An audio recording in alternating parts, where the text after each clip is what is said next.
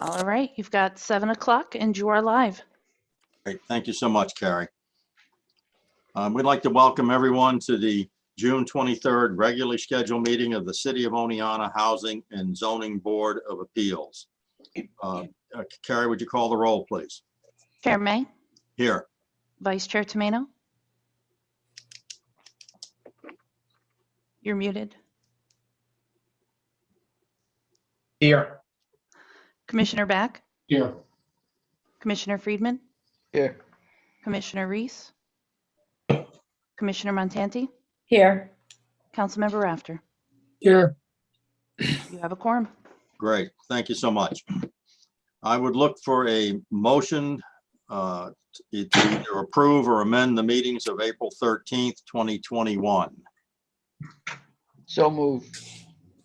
To approve, Peter? Yes. Okay, is there a second to that? Second. Okay, are there any additions or corrections that anyone wants to make?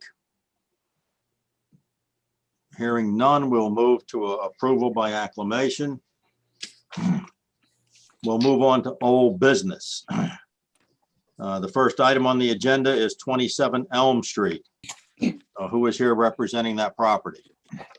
It would appear that I misspoke. We do not have an applicant for this one on the call. Okay, so we'll table that for the moment. We'll move on to number 2 under new business. We're talking about 13 Boylston Street. Who's here representing that property? Andrew Mason is on the call. Mr. Mason, would you like to unmute yourself and tell the board what you'd like to do, please?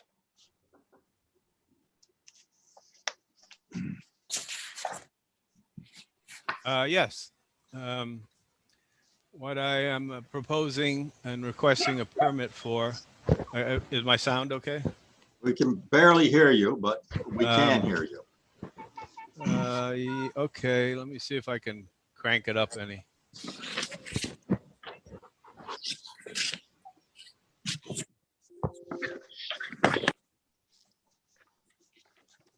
I think I'll just have to try speaking louder. Is that an improvement? You're doing well. Thank you, sir. Okay. Yes, I would like to add a parking area to my home on Boylston Street in the west end of Oneonta. It's a corner lot, and there's parking for one with, what was that? Oh, yeah, width for one vehicle. And so I'd like to add a crushed stone parking spot adjacent to the existing driveway. Okay. I've looked at the drawings you've submitted, and I want you to keep one thing in mind, that the decision that will be made by the board tonight will be based on the representation you put forth. If this does not turn out to be the case by a survey at some point in the future, any action by this board will be null and void. Okay, I would like to make one comment on the drawing that I submitted. Yes, sir. There are actually two sizes for the proposed parking spot. In one place, it says that it would be 12 feet wide by 58 feet long. And then another place, it says 11 feet wide and 40 feet long. Yes, It's sir. actually the latter that is the size that I'm seeking. All right, so you're looking for the 11 by 40. Correct. Okay, so we got that out of the way. Yeah, I mean, just so you know, these proceedings are recorded, and this becomes part of the permanent city record. Is there anyone listening, Carrie, that might want to comment on this applicant? I've received no correspondence and I have nobody else on the call. Okay. Is there any board member that would like to have a question for the applicant? Yes. Yes, Peter. Mr. Mason, will the 40-foot depth allow you to park a vehicle, one vehicle, far back enough so it's further back than the line of the front wall of the house? Let me look at the drawing here. I don't believe it will, no. It looks like it will extend about 10 or 12 feet beyond the front wall of the house. So no. So if you went for the 11 by 50 feet, would that get it beyond the front line of the house? That would be an additional 18 feet. Yes, then it would. Okay. So maybe you might like to go back to Plan A. Yes, that would be okay. I think actually that error, the 58 feet was the depth of the current carport where the parking is. And so it would match the depth of the carport. So there definitely would be room for a car to be beyond the front of the house. I think, Commissioner Friedman has a good point, and it's always better if you can have the cars pull beyond the front line of the house. Okay, well then I will amend this and 58 feet. So you're now looking for 11 by 58 feet. Yes. Okay. Peter, does that address your concerns? Yes. All right, thank you. Any other board member have any questions for the applicant?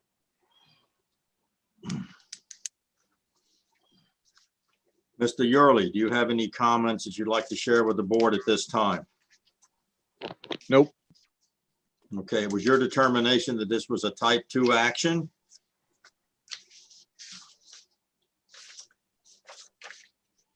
Or none, unlisted?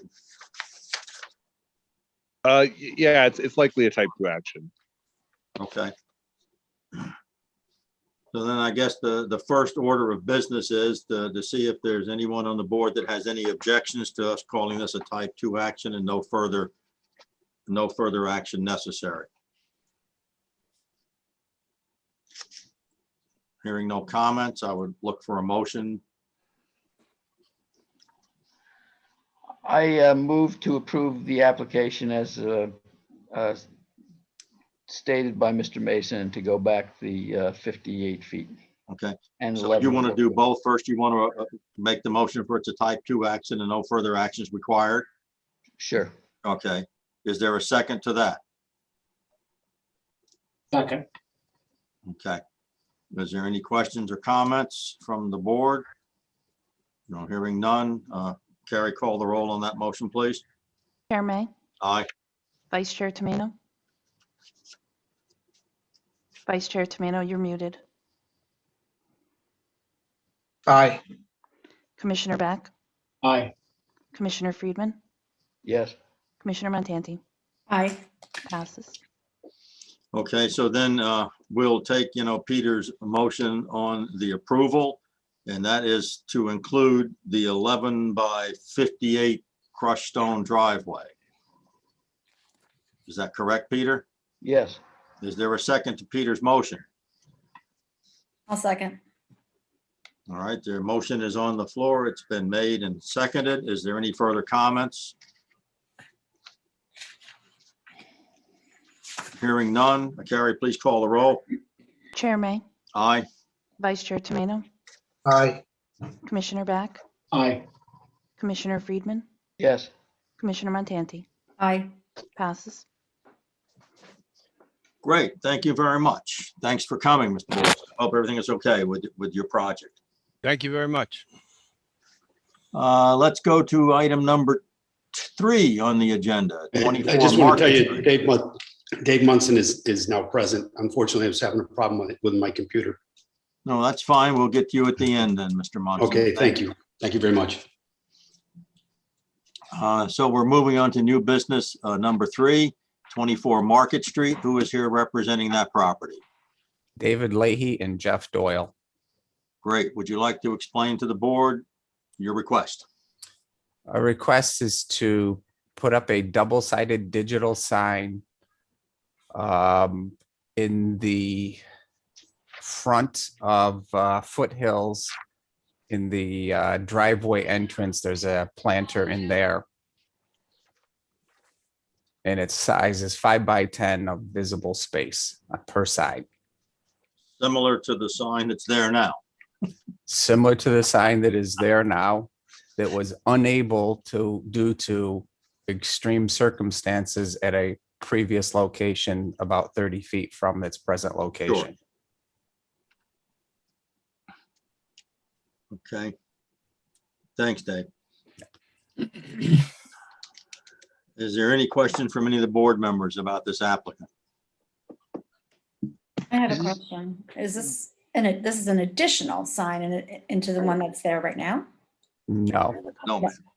No, it is the relocation of the sign due to some Relocation. unforeseen structural issues with the original location. Okay, that's what I just wanted to make sure. Okay.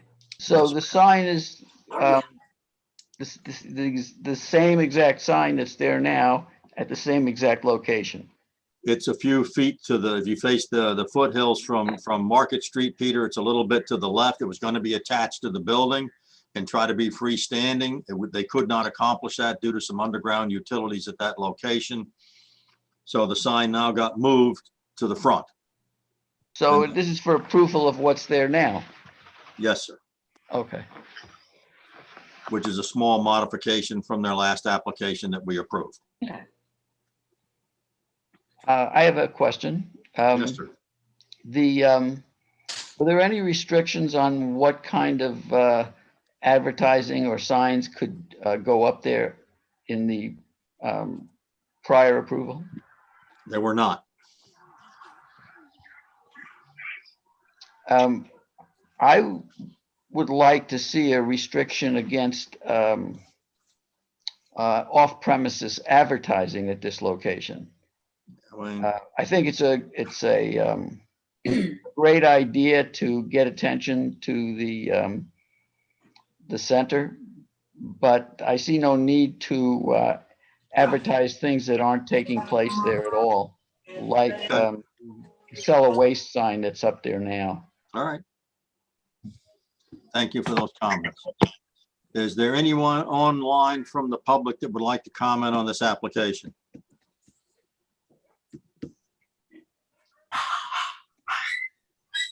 Harry, did you receive any correspondence about this applicant? I did not. I do see we have a caller, Antonio, who's joined us. I don't know which property he's here to speak in reference to, though. Antonio's iPad. Okay, Well, it might be Bob on Antonio's iPad. yeah, could well be. No, it's just me, the old pain in the neck. Avanzado from Stella Luna. I always come in at the wrong meet. I'm just here to listen in on the meeting tonight Okay, and support certain people. great. Thanks, Tony. Hi, Ed. How are you, sir? I'm fine, thank you. All right, so you have no comment about the sign in front of Foothills? You're not here for No, that? I got the letters. I have no problem with the You have sign. no problem at all? Okay. Yeah.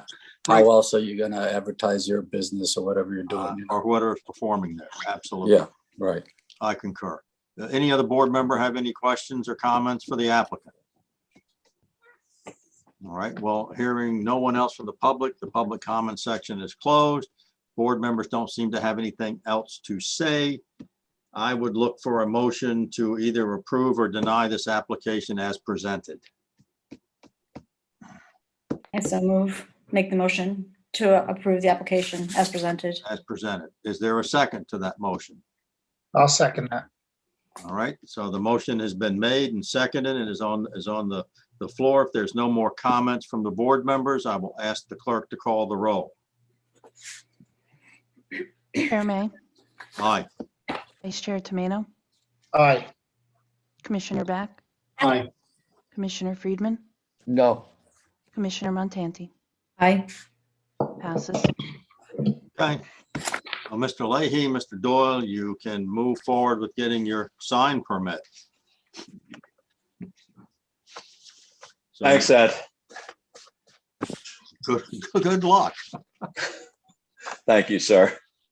Very good. So now we'll move on to application 4.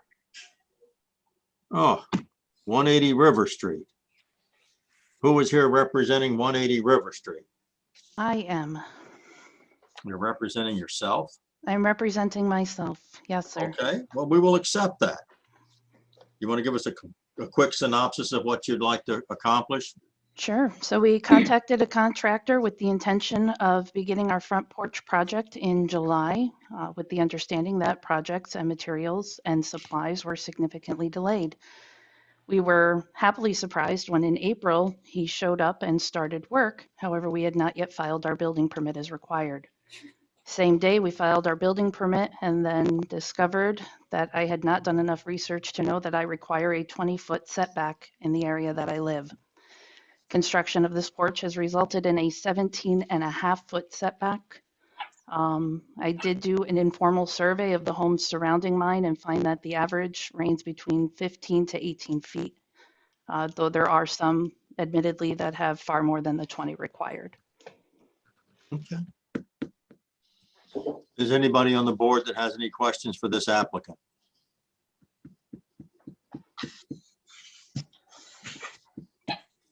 You know, disregarding any deference to the fact that the applicant is also our clerk. I am an applicant here who simply has access to the city account at this moment.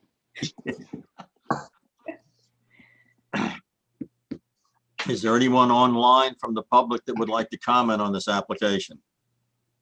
I have 3 people watching, no comments received, no correspondence received. We'll give it a minute or so here to see if they pipe up, and then we will close the public comment section down, if you don't mind. Not at all. Barry, I'll just ask a question. The properties that you surveyed that were anywhere from 15 to 18, what's the proximity to where your house is? They were all within a 2-block radius. Okay.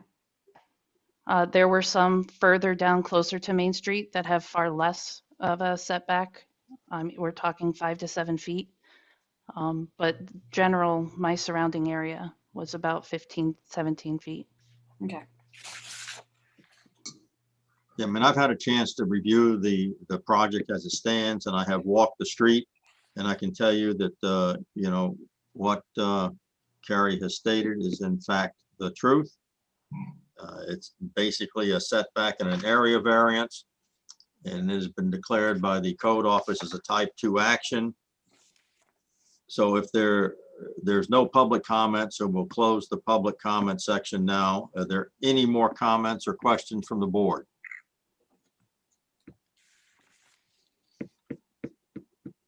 Okay, we're hearing none. I'll look for a motion then to declare this a type 2 action. So move. Is there a second? A second. Okay. So the ZBA is declaring this a type 2 action under the seeker 617.5 for the granting of an area variance at 180 River Street. The clerk, would you call the roll, please? Chair May, Aye. Vice Chair Tomino, Aye. Commissioner Beck, Aye. Commissioner Friedman, Yes. Commissioner Montanti. Aye. Passes. Okay, so then we'll move on to the meat and potatoes of the area variance and the setback. Hearing no other comments or questions from the board, the chair would then ask for a motion to either approve or deny this application. I'll make the, Go ahead, Jim. yep, I make the motion to approve the application. As presented. Yes, as presented. Okay, is there a second to that motion? I will second it. Any further questions or comments from the board? It's that uncomfortable 15 seconds. Carrie, would you call the roll, please? Chair May, Aye. Vice Chair Tomino, Aye. Commissioner Beck, Aye. Commissioner Friedman, Yes. Commissioner Montanti. Aye. Passes. Great, we'll move on to applicant number 5, which is 12 Central Avenue, Oneonta. Who is here representing that property? I am. My name is Paul Carter. How you guys doing? Paul, how are you, sir? I'm well, thanks. Would you be kind enough to tell the board what you'd like to do? Yeah, I think I'll just read from what I wrote since it's about 6 sentences. I would like to add a 10-foot privacy fence along the back line of my lot where it meets the property behind me, which is the backyard of 11 Ivy Court. And I've asked the owner of the property and he replied that it would be fine. And I'm asking for a variance of fence height for this privacy fence so that it's 3 feet higher than allowed typically. So we want to put a 8-foot fence with these panels that are kind of like semi see-through that will bring it up to 10 feet because 10 feet is the minimum height at which sort of our eye level when we're right at the back of our house would be able to see their eye level when they're at the back of their house. And it's to beautify the yard, and it's also to give them privacy too. There was a privacy fence there a couple years before we moved in. We were told when we asked if they were okay with it. And that's about it. We're going to build it out of cedar. God willing, we can get the cedar, and yeah, it'll be all wood tone. Okay. I have pictures if you want me to share them. Well, we saw the pictures that you submitted with the application. Okay. And we visited and looked at the property. So I appreciate all of that. Steve, what is the maximum fence height allowed? 7 feet. 7 feet. So he's looking for an extension of that by 3 feet. Yes. Okay. Do you have any other comments or questions that the board needs to consider? That's pretty much it. Okay. Are there any questions for this applicant from the board?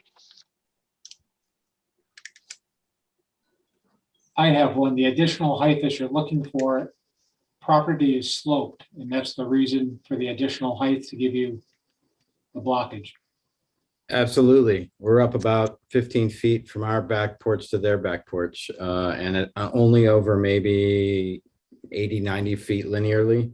So yeah, we look kind of down into their yard and the back of their barn and that sort of thing. It's not always, a great view, but we're always seeing and hearing them. So. Thank you. Anyone else? Carrie, is there anybody on from the public that wishes to comment on this application? I have no correspondence and no one else has joined the call. Okay, so if they do pop in, interrupt us. I'm going to give them at least a minute before we do anything else. While we're waiting for that to occur, is there any other board member that has any comments on the application?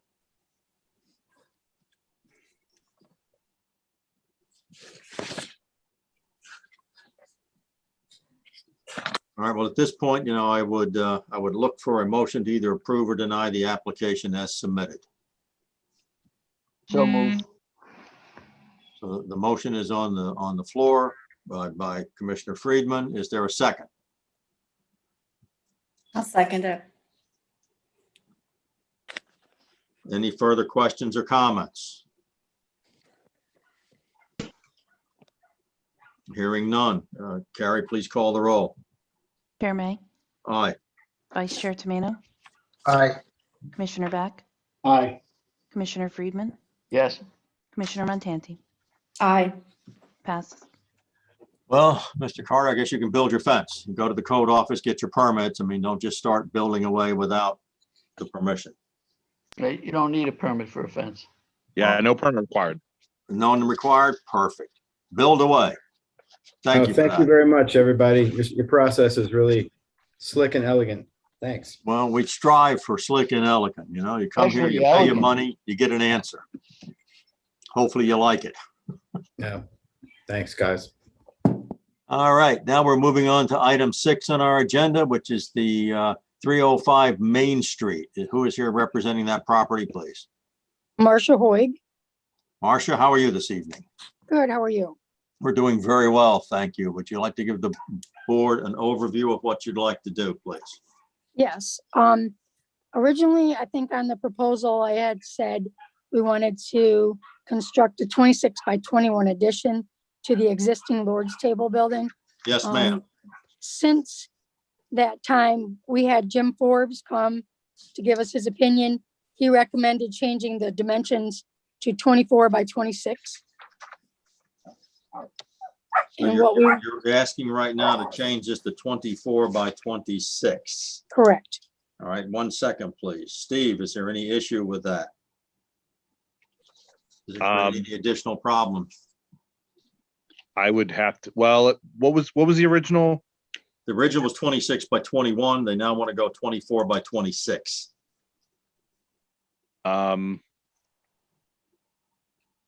So I guess the question would be, I mean, if Jim recommended that, I'm assuming that he's looked at the site and is okay with the conditions. Without having it in front of me, I mean, it's probably, it probably wouldn't affect the zoning application.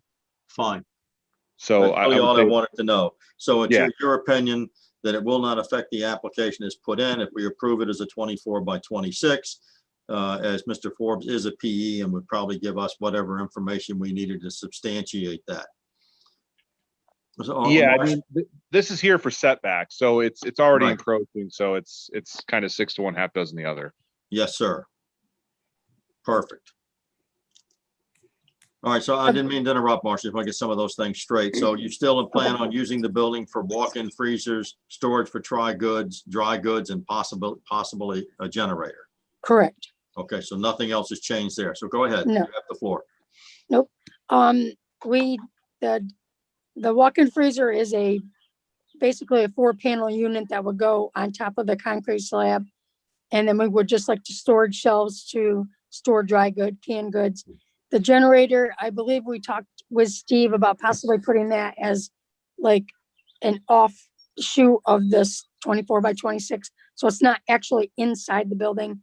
It's in its own little area, but Okay. it's still Steve? within those dimensions. Okay, thank you, Marcia. Steve, what can you tell us about your conversation about the generator?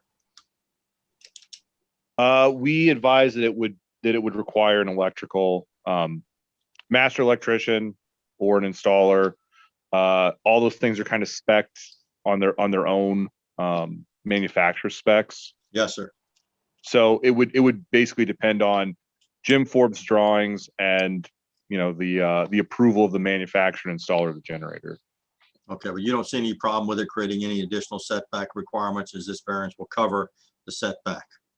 Correct. Okay, just wanted to get that on the record. Are there any questions from any of the board members? Hearing none. Carrie, is anyone online to speak to this application or any correspondence? No correspondence and no new callers have joined. Okay. So we'll move to the first. It's listed as a type 2 action by the code office. You know, I would concur with that and look for a motion to declare this a type 2 action under 617.5. So moved. Is there a second? Second. Is there any further questions or comments on the motion? Hearing none. Carrie, please call the roll. Chair May, Aye. Vice Chair Tomeno, Aye. Commissioner Back, Aye. Commissioner Friedman, Yes. Commissioner Montanti. Aye. Passes. At this point, we would look for a motion to either, approve or deny the application as submitted. Is anyone willing to make the motion? Yes. So move. To approve or deny, Peter? To approve. To approve. Is there a second to Peter's motion? I'll second. Great. The motion is on the floor. It has been made and seconded. Is there any further conversation or comments about the motion? The motion is to approve the application as submitted with the change of a 24 by 26 structure as opposed to a 26 by 21 structure. Carrie, call the roll, please. Chair May, Aye. Vice Chair Tomeno. Aye. Commissioner Back, Aye. Commissioner Friedman, Yes. Commissioner Montanti. Aye. Passes. Great. So you now have permission to go to the code office and get the permits necessary to complete your construction. Please make sure you stop in there before you start. Okay, thank you very much. Thank you for coming in. We appreciate it. Next item on the agenda, I guess we need to go back to the first item, old business. That would be 27 Elm Street. Yes, sir. So, Mr. Munson, would you like to take a few minutes and just bring the board up to speed with what you want to do at 27 Elm Street and what you've accomplished since our last meeting in terms of getting your CFC for that property? Okay, I guess we're all up to date. Stephen's there to back that up, that everything's up to date, Stephen. Is that correct? That's correct. You know, as we said before, on 27 Elm Street, we have a beautiful place there, a beautiful home. We would like to use this as short-term rentals. I have so many nurses, first responders that they're bugging me about getting in their rent there. Not only do they rent there themselves, they come with their families, which is so cool now. And they want to save for, you know, Bassett, Fox. They've got them staying there for, you know, 6 weeks, 4 weeks, 3 weeks, etc. So that's really cool. On top of that, we have, I've just been talking to, we've always had SUCO people, professors that come into town to speaking engagements, also have professors that come in for a short role to teach something that will stay there. And then Hartwick has always been, we always had Hartwick people stay there for different timeframes. So it's just a great place. And, you know, house was built in 1890, beautiful house. As I stated on the last meeting, which was 2 months ago, was I've got a lot of work there to do. And that lot of work is, you know, it needs new bathrooms. It needs a new kitchen. Our side porch is falling apart. I've got to put some money into the place. And I want to make this place, you know, one of those smaller places in the big picture of Oneonta. If you look at the future of Oneonta, of the revitalization of downtown, those new places coming in. If anybody's seen photos of those, that's going to be superb. And I think we're a little tiny piece of that puzzle. But just remember, you know, I like to say Destination Oneonta because people are going to come to downtown, and if they stay downtown, they're going to walk downtown. My people that are out for baseball right now, for example, in the West End, you know, I give them places downtown. It doesn't mean they're going there.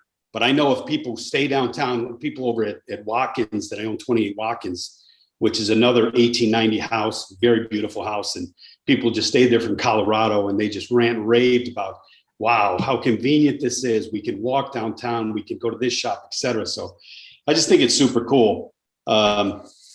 Just think next year, when the boom comes back here, Marty Patton he is really stroking it, because next year he's taken his rentals, his baseball weeks from, I think right now they're like 11, and he's moving them up to 13 or 14 based on, he's changing the dates that the kids come in. So we're talking about at least 65 teams are going to All-Star Village. And those parents need to stay someplace. We're talking in that excess of 50,000 parents, their children, their grandparents that will be coming to see the boys play baseball. That's 50,000 parents at least coming here in the area. And where do we want them to stay? You know, they're going to come to stay at our places, and they're going to walk downtown, and they're going to spend their money, which I think is just super cool. You know, it kind of brings back the days when I grew up, and we hung out at Sal's Pizzeria, and we've known Joe, it's now retired, it was just so much fun being downtown. So I'm going to do a great job. 27 Elm Street is going to be a beautiful place. I'll do the best I can with my staff. I have people that can do everything to make that place beautiful again. And we'll do the best we can to make this place just a nice short-term rental. And you know, you can count on me. Great, thank you for that. Do any of the board members have any questions for the applicant?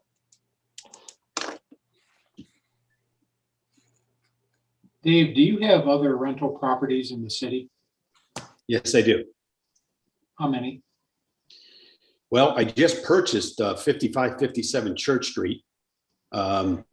it's same situation, just great place and great place to be. At 22 Columbia Street that we took into a absolute drug house and made it into a palace now. It's a 3-bedroom, 1-bath, all brand new inside. We have 28 walk-ins. Again, it's an old school, just like this house, just like Elm Street, and just made that place magnificent. It's super cool. People love staying there. Has a private elevator in there, but we don't tell anybody because we don't want anybody riding the elevator. Late location, great. And then we have 14 Franklin Street, and then we have 10 Reynolds Avenue. And then outside the city, we have 2 Murdoch Avenue over by Rite Aid. And then we have 418 Chestnut Street. That's right across the street from Dairy Queen. It used to be the Calamus Surveyor building a long time ago. And we've made that into obviously so close to All-Star Village that's just a hot ticket right there. So overall, yeah, I've spent quite a bit of money here in the last 5-6 years, and it isn't walk in the door and turn the key and, hey, everybody come on in, man. There's a lot of hard work in there. We've when I say we, there's a group of us. It's just not me. I'm just the guy with the credit card, and my team comes in and we fully furnish these houses. We make them very nice, the best we possibly can inside.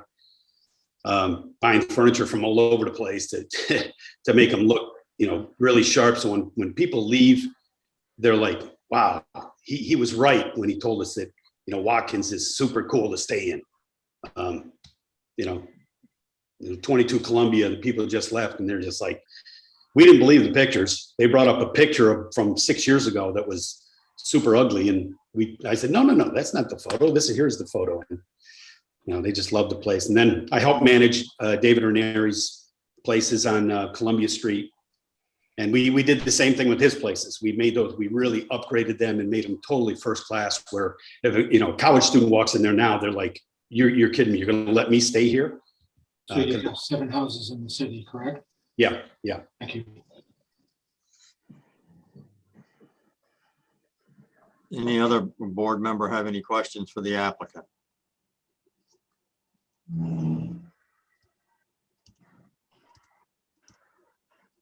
Fair, is anyone online that has any questions or comments for this applicant?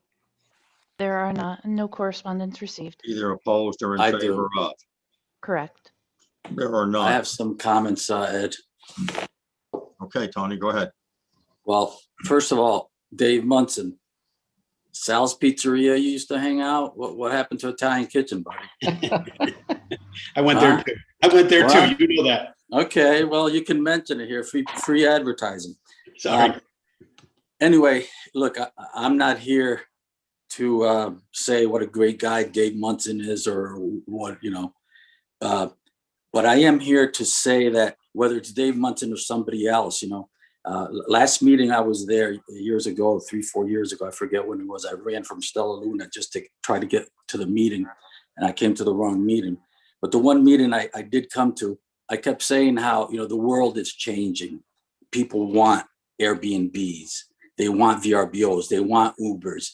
And as Oneonta, we're trying to make Oneonta, and I don't want to say great again. I hate that expression. We want to make Oneonta a nice place to live, the way I grew up here, and Louisa and some of you and Dave.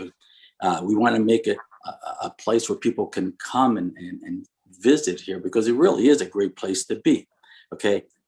And since the world is changing, last time I was there, I said, when did somebody do the zoning for these? Because you go all the way down Chestnut Street, it's R1, I believe, and then come down Columbia Street, and then in front of the Italian Kitchen, I think it stops there. And somebody said, I don't forget if it was Gary Herzik, said 2008 or 2011. Steve, I know you were at the meeting, so I'm not sure what it was exactly. So why doesn't somebody change these, And you yourself, Ed, if I may quote you, you even said, I don't give a shit if people rent for 1 night or 2 nights. And, basically, why are we stopping people from doing that? I've seen some of Dave's houses. I mean, he turned 10 Franklin Street, which was condemned. And to quote him, some of these places like palaces. Okay. So why are we, pushing down people who come in this town, spend a ton of money, and all we say to them is, no, you're not doing this. No, and I just recently stayed in my daughter up in Vermont. I was in Winooski and Airbnb. I wanted to stay downtown so I could get out of the Airbnb, walk around, go have breakfast, and then not worry about. And, we have to also concentrate and revitalize in our downtown too. And the more people start coming in, the more people start spending, the more little stores we can get downtown, or else we're going to lose our downtown. My wife and I was driving on South Side the other day, yesterday or the day before. You got, what do you got? Buffalo Wings. You got, I don't even know half of the places because I don't eat at those places. You got like 10,000 fast food places. What happened to the little guys in Oneonta?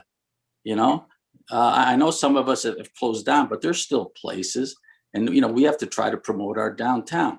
So when a guy like Dave, comes around and spends money, I don't see why. And again, whether it's him or somebody else, why he's put up against the wall to have to prove himself over and over. Where I've lived in Oneonta 50 some years. I've seen people come and buy college houses who live on Long Island, and instead of 4 people, they'll put 5 people and don't really give a crap of what they're doing. And nobody says anything. I've seen Center Street turn into a college fraternity lane, and nobody says anything. But somebody that wants to make a place nice and spends a lot of money, all of a sudden, everybody's against it. I just don't get it, And as I was saying before about 10 Reynolds, that place, they've put it back on the tax roll, and that's something, that we have to keep doing. You guys have to keep doing it, and I know most of you, and that's something that we should also strive for, to better Oneonta. Not that everybody comes in, no, can't do it. No. Yeah. And, that's why Steve's got a job, right? Pete used to have that job. Those are their jobs, to keep track of those places. If somebody, goes offline or does something illegal. So that's my comment. I'm all, just like I came to that meeting and I backed Freddie Plouts and Evelyn a couple years ago, to give them the short-term rental variance. I'm here to do the same to support Dave and anybody else that has a rightful argument. Great. And Thanks, Tony. and that's all. You went through a whole bunch of things there. I'm not going to try to address each and every one of them, but I'll address a few of them. Some of them aren't worthy of comment, I think. 2 of the guys that were involved in the rewriting the zoning code currently serve on the zoning board. And every time that you make an attempt, and it was a long, arduous job, we spent probably a year meeting monthly and twice monthly to draw lines for different zones. When we started this task, there were 22 zones in the city of Oneonta. That tells me you don't have a zoning code. We no longer have 22 zones. We decided that we wanted to protect the R1 and R2 zones, as that was our residential core where people and families might live. Now, to a certain extent, any line we draw could be considered arbitrary. For example, MU1 could have included 27 Elm Street, or it could not have. It's right on the line. How did it go? We had to make a decision. When any community in the state of New York decides to enact a zoning law, they're required then by state law to have a zoning board of appeals, which is a judicial board and can make exemptions or changes to that zoning law on one piece of property. That's why we sit. So our job is then to weigh the change the applicant wants versus the overall good for the city of Oneonta as reflected in its zoning code and its master plan. Now, people come into town and spend a lot of money. You came into town, spend a lot of money. So I know a lot of other people that came into town and spent a lot of money. That's not a criteria that we check, how much money you spend. We know some people have spent their money well, some people spent their money foolishly. We all know these things. Our goal is clearly to make decisions on a rapid and consistent basis with our philosophy. And most of those are, you know, pretty much unanimous. And once we'll have one person that'll break off one way or another, but we work hard at bringing up some, you know, unanimity in our decision-making process, bearing in mind our city zoning codes, the property owner's needs and wants. We do these things every month. But we asked for certain things. You know, Mr. Munson came here and made an application for a property that he was using illegally. And then wants this board then to bless his illegal use and then make it a legal use. We asked him to go to the code office and get his CFC. Then come back to the board, which is why we're here tonight. And Mr. Munson has accomplished that. He got his CFC. I'm not one, as you mentioned earlier, that's opposed to people using their property in a manner consistent with the neighborhood. You know, I support that. I'm a property rights kind of guy. Each and every application stands on its own. We have to look at the facts presented. So we give the board a chance, we give the applicant a chance, the board a chance, the public where you just spoke a chance. If there's anyone else from the public here now, Carrie, if there is, let me know. We'll give them a chance. There's nobody here and no correspondence. So, you know, there's that short environmental assessment form that I didn't see in my packet on this application. Do you have one there? Not complete. Well, one that you could read off and we could answer the questions that the board needs to answer. Sure. Give me one Okay, moment. I'll pull that up for you. All right, well, just, you know, grab it when you can get it and we can just read them off and we'll answer or discuss as required. Anything else, Tony? Oh, the only thing I wanted to say, I know you were saying, I don't know what the illegality was of what they was doing, but nobody ever checks on people who buy college houses. You know, okay, and puts 4 kids, 5 kids in there. Tony, I understand that, and I think that's probably something the code is dealing with right now. No, I understand. But I mean, those don't have any bearing on what we're doing today is all. No, absolutely. I'm just saying, you know, but you got to balance things out sometimes, you know, unfortunately, we're not the balance beam here. We take the facts as presented to us and then we make a decision based on those facts. Okay, well, I hope you guys make the right decision. That's all. I'm just here as a. What you think is the right decision, someone else might not agree with. Absolutely, absolutely. Which is something I learned early on. I've been doing this about 25 years, and I learned early on that no matter what decision our board makes, half the people love you and half the people hate you. Well, look, I was in business. I was in business for years. I Exactly. know that. I know If how your that decision goes. changes, it's still half the people love you, half the people hate you. So we try not to do that. When it comes to the board, we operate on 3 simple principles. We have no friends, we have no enemies, No, and we have no absolutely. opinion. Well, I appreciate what you guys do. I appreciate your efforts, you know, to listen to people and let them lay down their case. You know, that's all. That's what we try to do. And you know, I'm not one of those for favoritism, you know, as you know, so. All right. All right, thanks for I wasn't trying listening. to say that, but thanks for your comments, Tony. Absolutely. So if there's no one else, we'll close the public comment section right now. And I would move to the board members if they have any questions for this applicant. Peter, No. Jeff, No. Larissa, No. Jim. No. Okay. Mr. Yurley, is there any comments you'd like to share with the board that's germane? What'd you say there, Ed? You broke up. I'm sorry, I said, do you have any comments or information you'd like to give the board that's germane to this application right now for 27 Elm Street? So this particular parcel is part of a potential zoning update.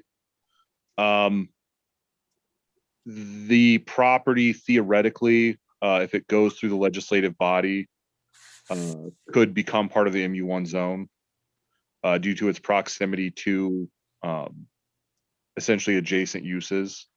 That really doesn't have much to do with the application, but it is something that that potentially could be occurring through a legislative action. Perfect. Thank you for that. The next question is, should this board move to approve Mr. Munson's application for a short-term rental? What will his requirements be with your office? So Mr. Munson's already met the requirements other than filing the short-term rental application. The actual inspection requirements have already all been met. So he just needs to file and do the standard letters to within the 200 feet of the property, just the normal short-term rental application stuff. Okay, so in the chance that he gets an approval on here, is he allowed to use the property as a short-term rental before that permit process is completed? No, I mean, you're required to have a short-term rental permit application approved before you can engage in short-term rental. Okay, Mr. Munson, do you understand those requirements? I understand it, sir. Okay, thank you for that. I mean, some of this is tedious, but we just need to get on the records. I mentioned you before, this is a legal proceedings. We do keep video and audio recordings. And this, these things will serve, as constructive notice for your requirements. No problem. Should you be approved. Thank you.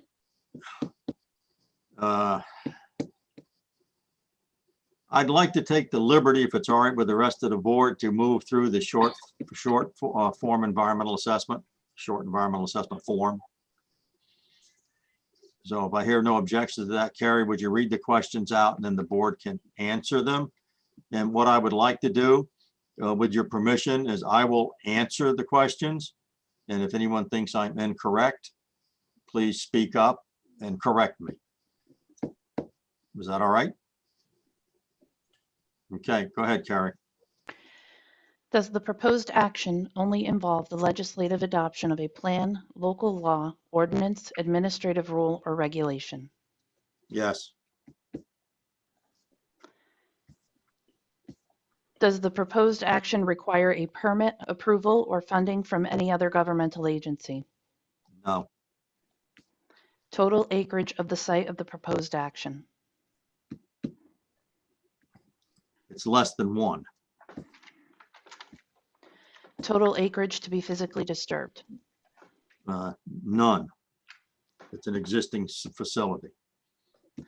Total acreage, project site, and any contiguous properties owned or controlled by the applicant or project sponsor? There are none. Land uses that occur on, adjoining, or near the proposed action: urban, rural, non-agricultural, industrial, commercial, residential, suburban, forest, agriculture, aquatic, parkland, other. Well, we could check a bunch of those. Steve, give me some assistance. So typically what we would do is say that this is an urban location. The intent of that question is basically, it's looking to see if this is going to impact wildlife, water runoff. What is the potential impact it could have to adjoining properties? And I would say that the adjoining properties all would fall into urban. Occasionally we click suburban for the center city area because the lots are larger. That's why I was asking. So we'll check urban. Carrie, go ahead. Is the proposed action a permitted use under zoning regulations? No. Is the proposed action consistent with the adopted comprehensive plan? Yes. No, it's not. Okay, Peter, why is it not? Well, the comprehensive plan was pretty clear about protecting the single-family residential character of the center city, and particularly of Walnut Street. And this does not do that. Okay. Anyone else have any comment on it? I don't think it changes it. If you guys do as a group, we'll go with the group decision. Steve, do you have anything to add to Peter's comment? So the intent of the short environmental assessment form would be that the applicant typically would file this. And I know that one was partially filed. The question really comes down to when we do a seeker review, the board has to weigh the determination that if the applicant says it is in line with the comprehensive plan, or like Peter just said, it is not, the board would have to weigh the environmental impact of approving this application and determine if it's enough to, set some sort of denial under seeker. So that's part of the review process. So that would be something you would discuss during the actual seeker review. Essentially, the board would weigh whether they do or do not think that this use is still inherently a single family use, or if it is not.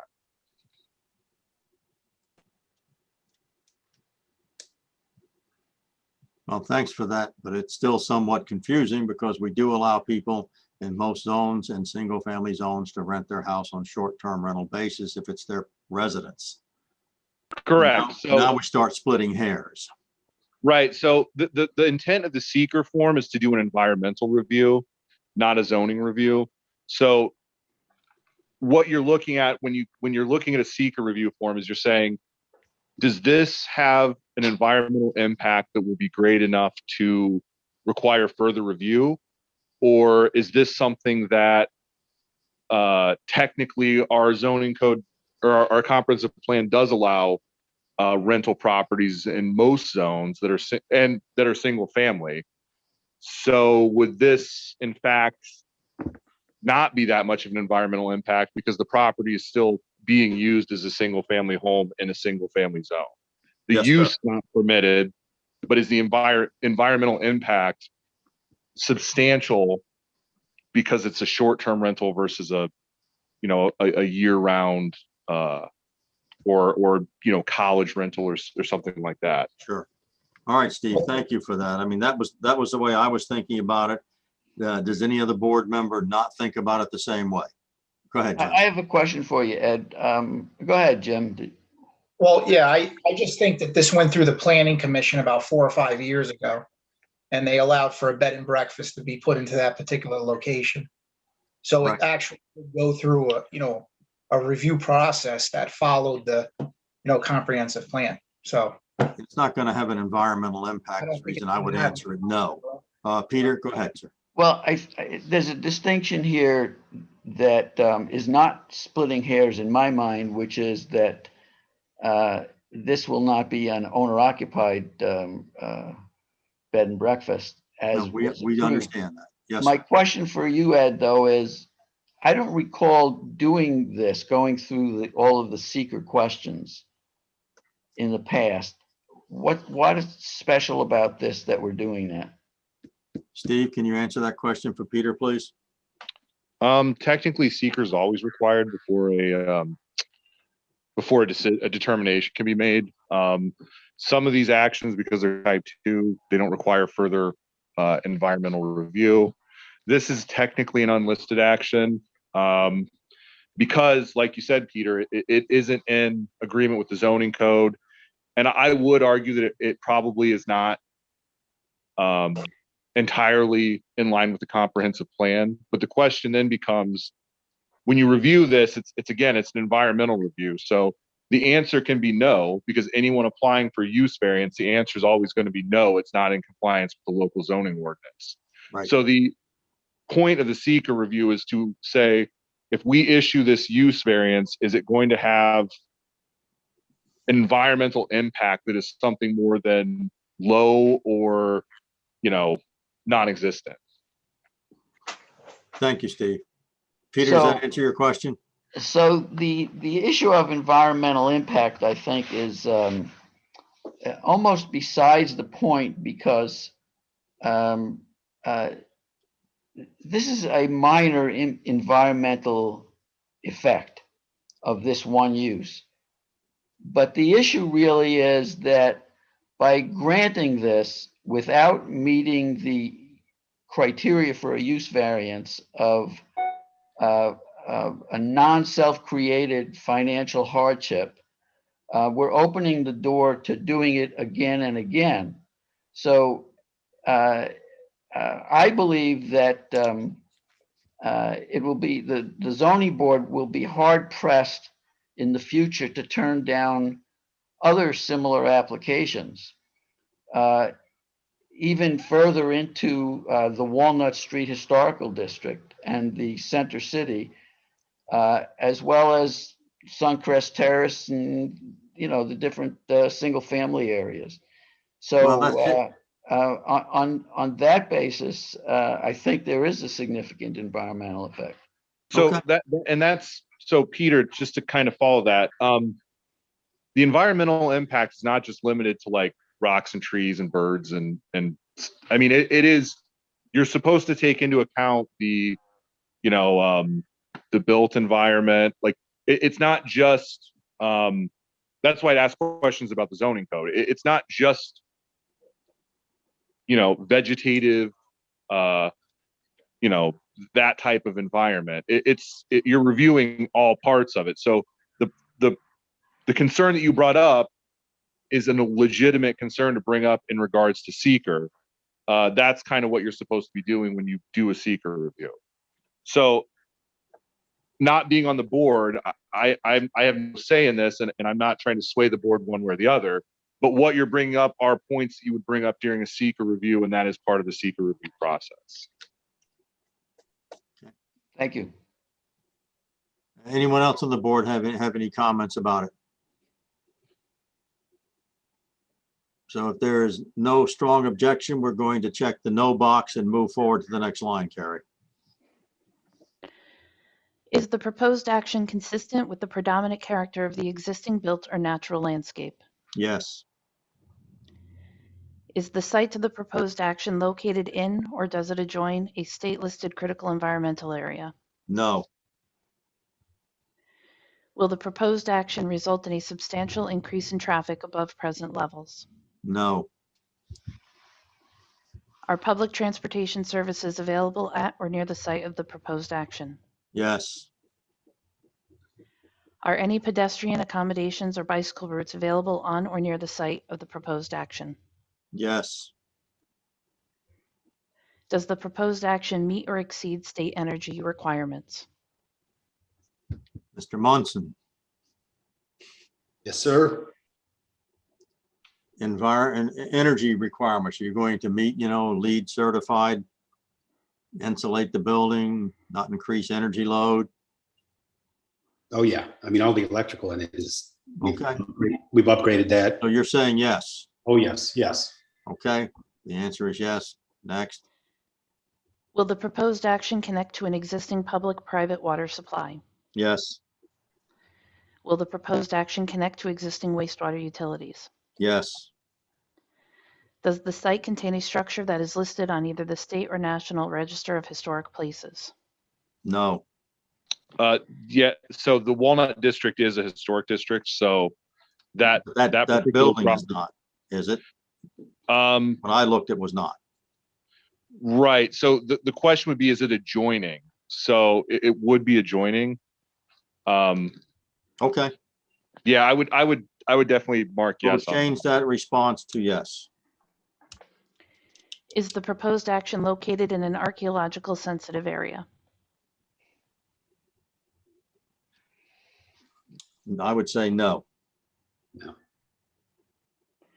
Does any portion of the site of the proposed action or lands adjoining the proposed action contain wetlands or other water bodies regulated by federal, state, or local agencies? No. Will the proposed action physically alter or encroach into any existing wetland or water body? No. Identify the typical habitat types that occur on or are likely to be found on the project site. Shoreline, No. forest, No. agricultural grasslands, No. early mid-successional, No. wetland, No.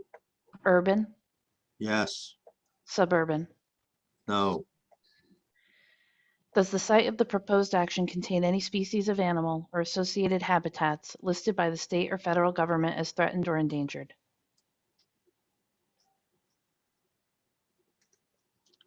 No. Is the project site located in the 100-year floodplain? No. Will the proposed action create stormwater discharge either from point or non-point sources? No. Does the proposed action include construction or other activities that result in the impoundment of water or other liquids? For example, retention pond, waste lagoon, or dam? No, Has the site of the proposed action or an adjoining property been the location of an active or closed solid waste management facility? no, Has the site of the proposed action or an adjoining property been the subject of remediation, ongoing or completed, for hazardous waste? no. That completes the questions. If we could, I'd like to draw your attention back to number 1, though. We mark that as yes for proposed action only involve the legislative adoption of a plan, local law, ordinance, administrative rule, or regulation. Typically, use variances and some area variances are considered administrative actions and do not result in a yes response. Okay. If the board concur? Okay, we'll change that response, Carrie. Thank you for picking that up. All right, at this point, I guess I would ask the board then to consider either an approval or denial of Mr. Munson's application as presented. Is there anyone on the board willing to make such a motion? I'll make the motion To approve as Approve it. applied? to approve it as presented. Okay, is there a second to that motion?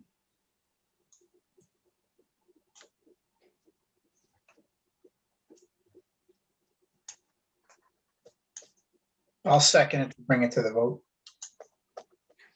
All right, so the motion is on the floor to approve Mr. Munson's application as presented tonight. Is there any further comments or questions from the board?